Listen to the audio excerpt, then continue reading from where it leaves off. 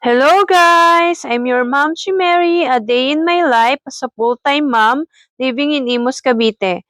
For today, magluluto tayo ng inihaw na tilapia at ng liempo. So, simulan na natin!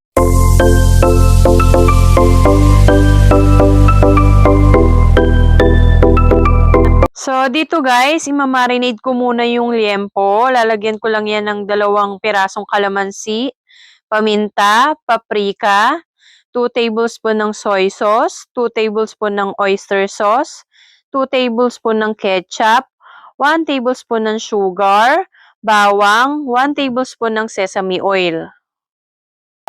So after nito, haluin lang nating mabuti at ilagay muna natin sa ref para kumapit yung mga nilagay nating pampalasa. So, nilagay ko na yung liempo sa ref. Kukunin na rin natin yung isda para masimulan na natin tong i-marinate. So, maggagayat lang tayo ng sibuyas at kamatis. So, pasensya na kayo dyan guys. Maluha-luha na ako dyan sa sibuyas.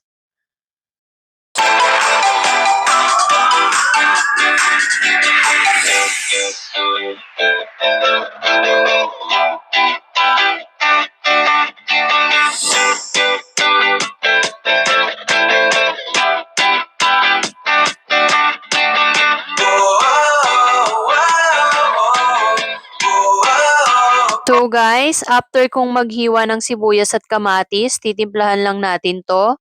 Maglalagay lang tayo ng paminta, asin, magic sarap, nor liquid seasoning, soy sauce, at isang siling green. After nito, haluin lang nating maigi.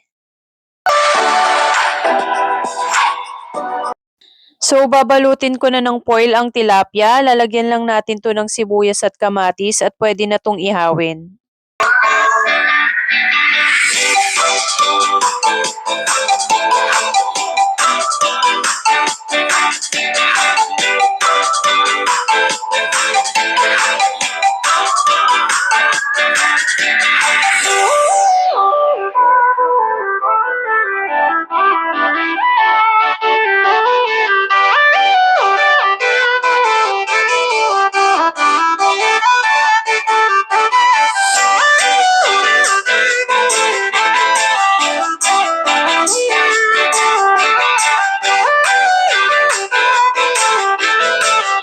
So, dito guys, nagpatulong lang tayo magpaapoy ng uling and then ilalagay na natin ang tilapia at liempo.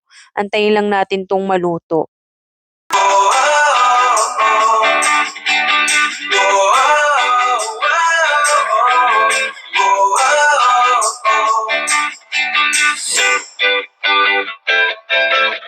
So, dito guys, wag nating itatapon yung marinade sauce na ginamit natin sa liempo kasi gagamitin pa natin to sa liempo habang niluluto. So, habang nag-iihaw tayo, nagsaing na ako.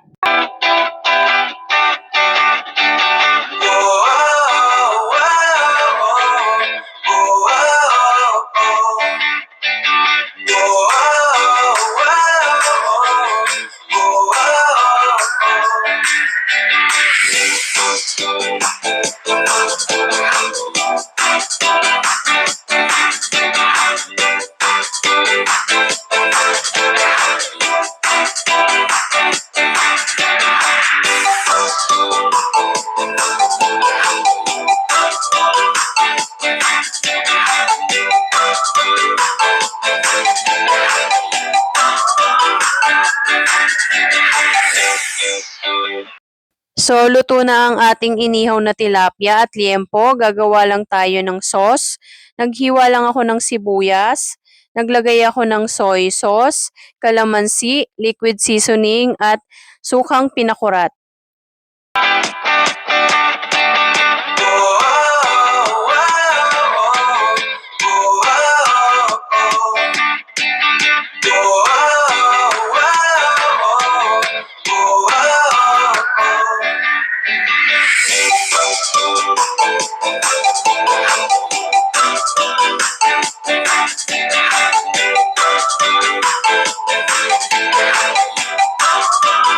So, yun lang for today video. Maraming salamat!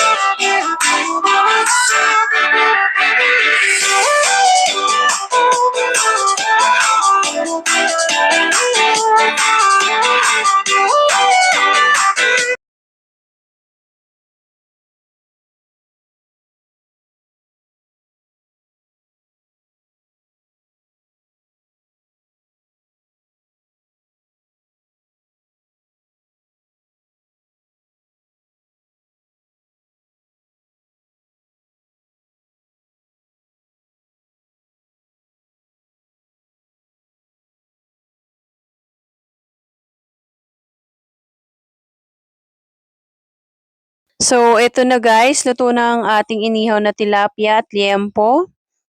Amoy pa lang nakakagutom na.